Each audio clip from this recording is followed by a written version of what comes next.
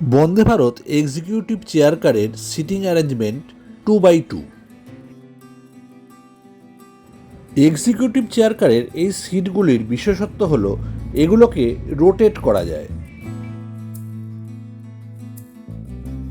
ইচ্ছে করলে আপনি সামনের দিকে মুখ করে বসতে পারেন, আবার যদি ইচ্ছে করে তবে চেয়ারটিকে সম্পূর্ণ ঘুরিয়ে একেবারে জানলার দিকে মুখ করেও বসা যায়। এই যেমন আমি এখন সিটটাকে ঘুরিয়ে জানলার দিকে মুখ করিয়ে দিলাম। কিন্তু এই সিট কিভাবে ঘোরানো সম্ভব? এমনিতেই কি সিটগুলোকে ঘুরিয়ে দেওয়া যাবে?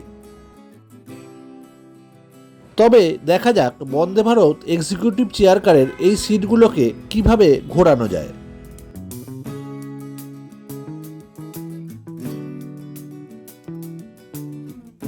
কমন প্যাসেজের দিকে সিটের তলায় একটা লিভার রয়েছে।